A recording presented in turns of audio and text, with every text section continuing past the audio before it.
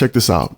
If you're only advised, only trained, only conditioned to deal with bad women, what exactly is that preparing you for?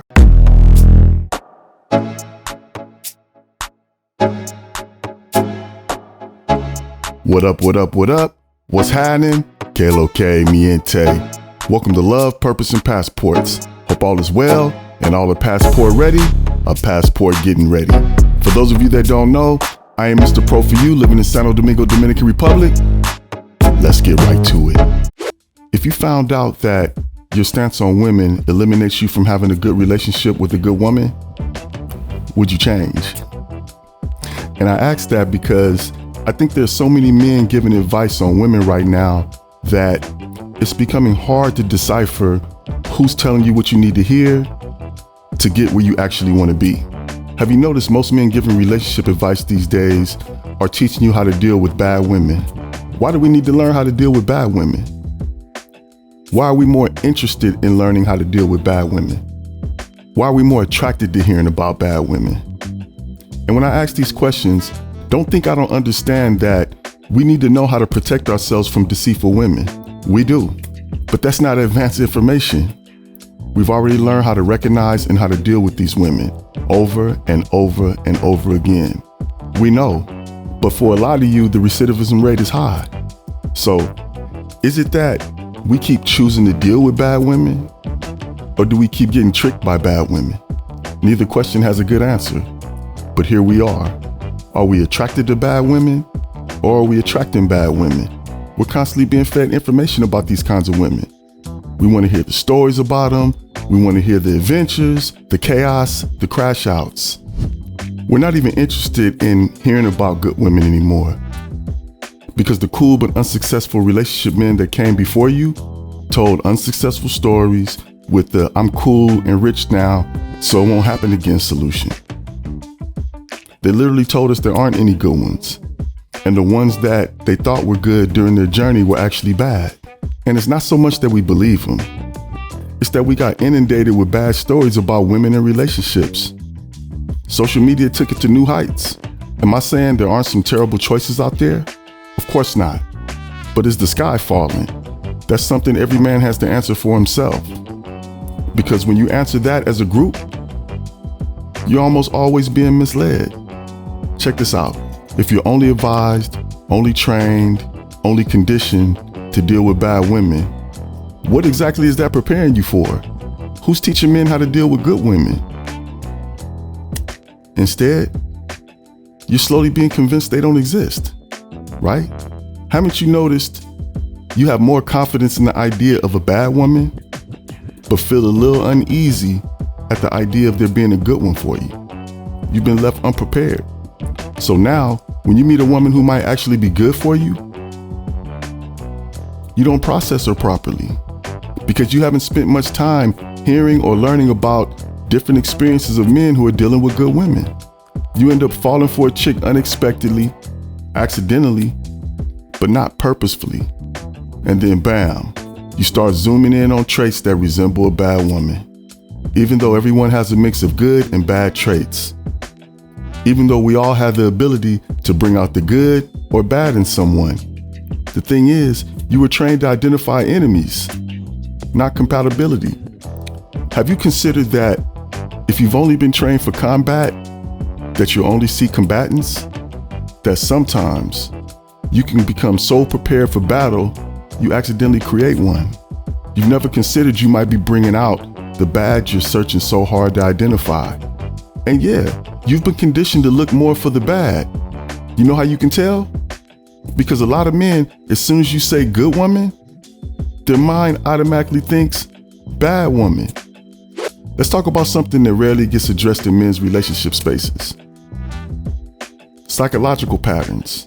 They shape how we see a woman way before we even meet her. And most men never realize they were trained by those patterns. One of them is called confirmation bias.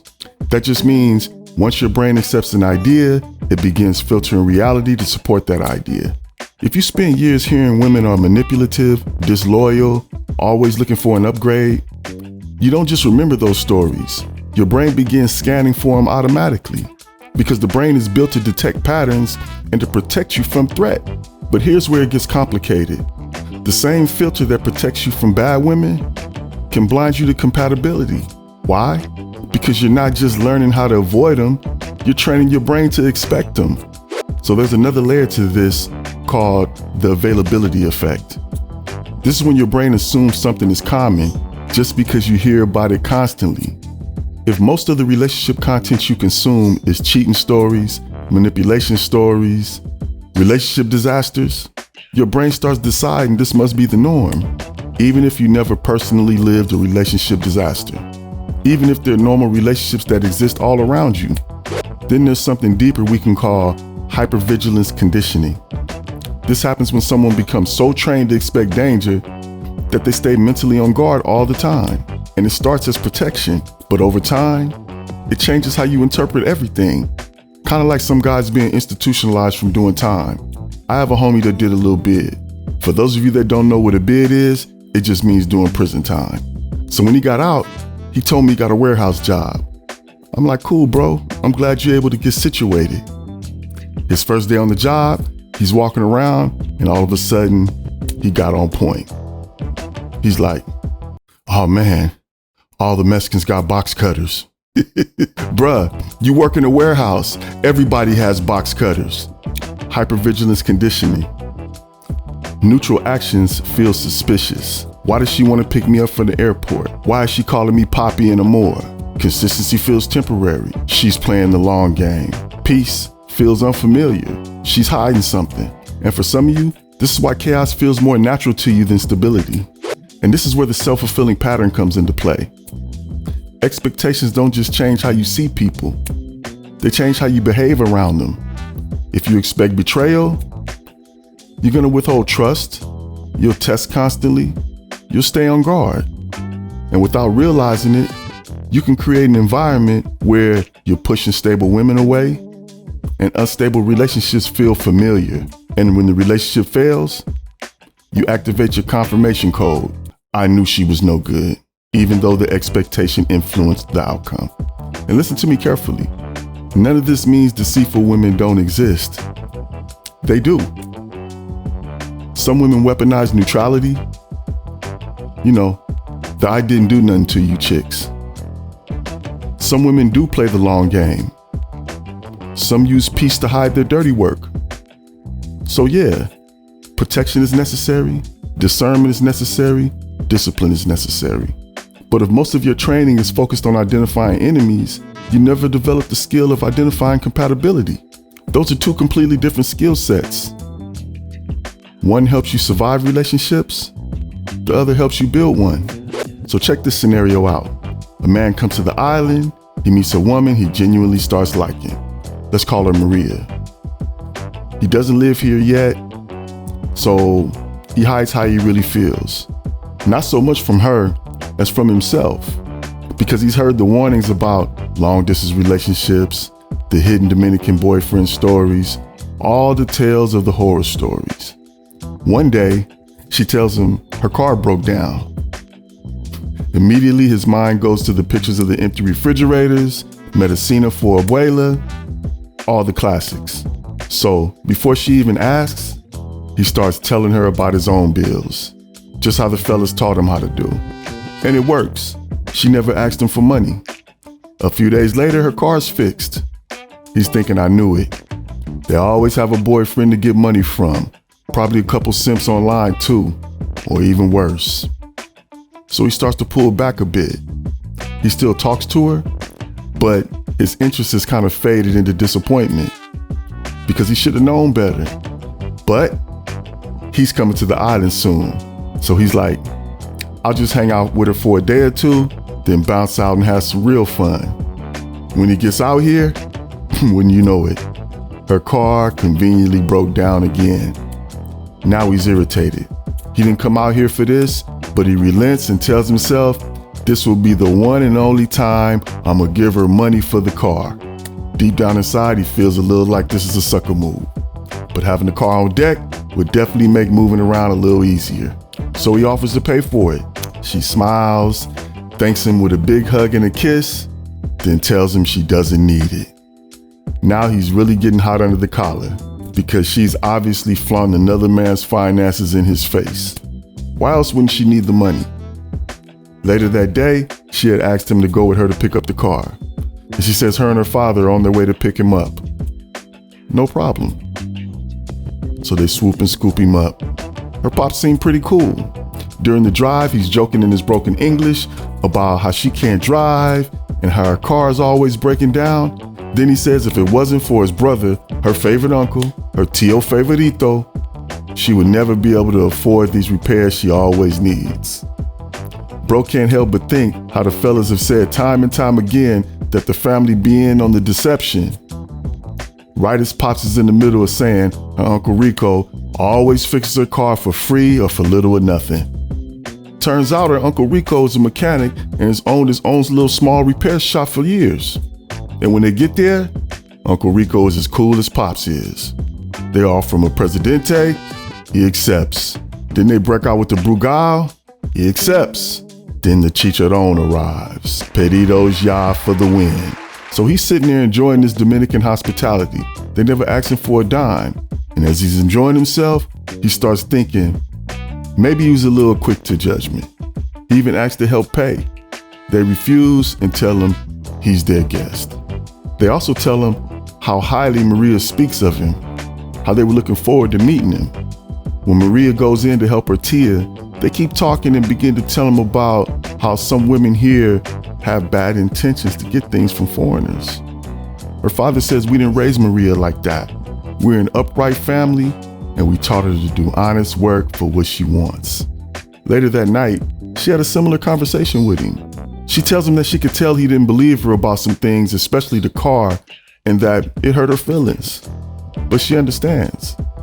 That's why she was happy he was able to see for himself how the car gets fixed, and also to meet her father and uncle. Then she tells him, don't let bad women make you think we're all like that. It's hurtful, and it's offensive. He figured maybe he was wrong about her, but he'll keep his eye on her. She might be playing the long game. If you look at his thought patterns throughout the story, notice how he scanned for deception the whole time. That's confirmation bias at work. His mind was searching for patterns that match what he had been told about women, even though it didn't exist in this situation. Also, he wasn't really reacting to her. He was reacting to all the stories about hidden boyfriends, stories about money setups, stories about families being involved in the deceit.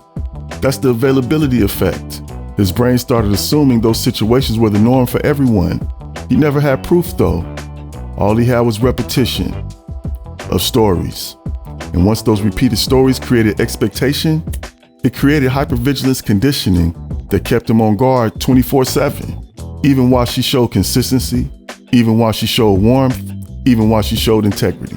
You can see how it caused him to interpret normal behavior through the lens of potential danger. And all of this didn't just change how he saw things. It changed how he behaved.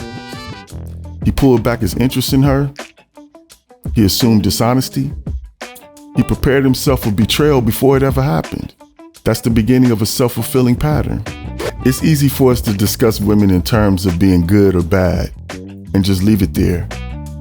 But you have to take some time to consider the toll this constant preparation for and protection from bad women is taking on you. When are we going to graduate from learning about bad women? It's like wanting to only hear about bad things that happen to people who have money, instead of focusing on how to get it, grow it, and keep it the right way. They got you hypervigilant over something you can just say no to or walk away from. Imagine becoming so elite at spotting red flags and never learning how to recognize green lights. Consistency, integrity, family structure, daily behavior patterns for you and her. These signals are more important in a relationship than being on a hunt for red flags. Continuously learning how to survive bad women is like being in the same grade year after year. You learned that already.